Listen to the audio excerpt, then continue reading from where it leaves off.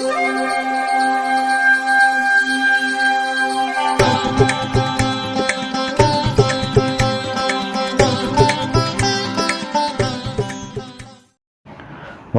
வசந்த காலம் YouTube channel வாயிலாக ஜோதிடர் சண்முகப்பிரியன், சென்னை அடையாறிலிருந்து குரு பயிற்சி பலன்கள் பார்த்துக்கிட்டு வரோம். அதில் இந்த குரோதி ஆண்டில் நடக்கக்கூடிய குரு பயிற்சி 2024 இது தனுசு ராசிக்காரர்களுக்கு எப்படி இருக்கும் அப்படின்னு பார்க்க போகிறோம். தனுசு ராசிக்காரர்களுக்கு குரு பகவான் தான் ராசி அதிபதி. அவர் இதுகாலம் வரைக்கும் உங்கள் ராசிக்கு 5ஆம் இடத்துல ரொம்ப வலுவாக இருந்தார். 5ல் குரு கெஞ்சினாலும் கிடைக்காது அப்படிம்பாங்க. பிறந்த கால ஜாதகத்தில் குரு 5லோ 9லோ இருந்தால் அது உயர்வான ஜாதகம். இப்போ கோச்சாரத்தில் இது காலம் வரைக்கும் 5ஆம் இடத்துல இருந்தார். இப்போது 6ஆம் இடம் வந்தாச்சு. 6ல் குரு வரக்கூடாது. 6ஆம் இடத்திற்கு குரு வந்தால் சில எனிமிட்டி, நமக்கு பகைவர்களை நம்மளே தேடிப்போம். நமக்கு நண்பர்களாக இருப்பவர்கள் கூட பகைவர்களாக மாறிடுவாங்க. அப்போது கொஞ்சம் ஜாக்கிரதையாக தான் இருக்கணும். 6ல் குரு ஊரில் பகை அப்படிம்பாங்க. நம்ம ஏதோ ஒன்று சொல்ல போக அவங்களுக்கு வேறு மாதிரி ஒரு புரிதல் ஏற்பட்டு ஏதாவது சண்டை சச்சரவுகள் வரலாம். வயதானவர்கள் 50 வயதை தாண்டியவர்களாக இருந்தால் நோய் நொடிகள் வந்து தாக்கும். அதனால் நோய் நொடிக்கு ஆளாகவும் நேரிடலாம். பிபி, சுகர் அந்த மாதிரியான விஷயங்களில் சுகர் ஷூட்டப் ஆகும். நீங்கள் உங்களுடைய டயபெட்டிக்ஸுக்கு மருத்துவரை கண்டிப்பாக செக்கப் பண்ணிக்கணும்.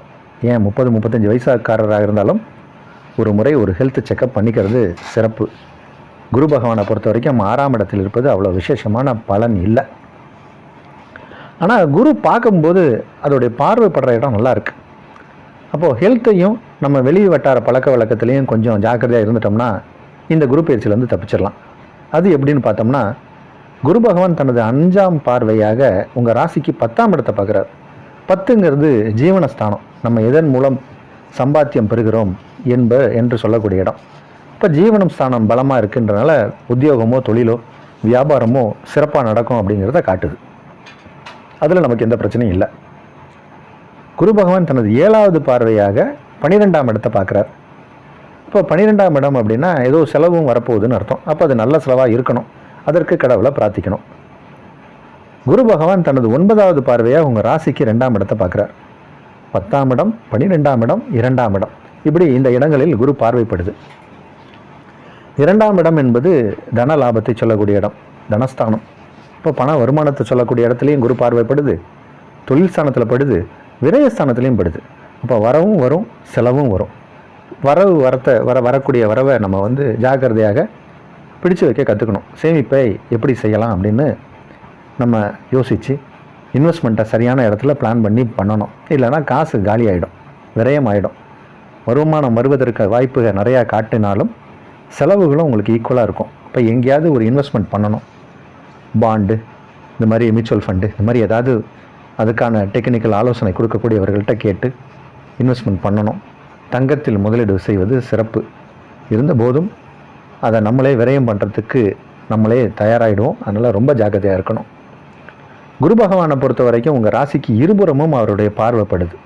இந்த இருபுறமும் ராசிக்கு இருபுறமும் குரு பகவான் பார்வைப்பட்டாலே அது ஒரு ப்ரொடெக்ஷன். இப்போ நீங்கள் ஏதாவது ஒரு பிரச்சனை வந்தாலும் அதிலேருந்து தப்பித்து மேல் வாங்கி வெளியே வந்துடுவீங்க அப்படிங்கிறதையும் காட்டுது. இந்த குரு பயிற்சியை பொறுத்த வரைக்கும் 6ஆம் இடத்தில் இருப்பது மத்தியம பலன் என்றாலும் அந்த பார்வைப்படக்கூடிய இடம் வலுவாக இருப்பதால் உங்களை பொறுத்த வரைக்கும் இது ஒரு மத்தியம பலன் அப்படின்னே சொல்லலாம். நீங்கள் எந்த பிரச்சனை வந்தாலும் தப்பித்து மேலே வந்து விடுவீர்கள். அதில் மாற்று கருத்து இல்லை. இந்த மாதிரி ஏதாவது கஷ்டம் வராமல் இருப்பதற்கு திருச்செந்தூர் சென்று வர வேண்டும். அங்கே இருக்கக்கூடிய மேத்தா தட்சிணாமூர்த்தி வணங்க வேண்டும். அதற்கு முன்னாடி முருகனை வணங்கணும். உள்ளே போய் பாலசுப்ரமணியரை வணங்கணும், அவருக்கு ஒரு அபிஷேகம் பண்ணணும். பிறகு மேத்தா தட்சிணாமூர்த்தியை வணங்கி அவருக்கு மஞ்சள் வஸ்திரத்தை கொடுத்து பேர், நட்சத்திரம், கோத்திரம் சொல்லி அர்ச்சனை செய்து வருவதால் இந்த சிறு சிறு பிரச்சனைகள் கூட விலகி சென்றுவிடும். இது மத்தியம பலனுக்குரிய குரு பயிற்சி.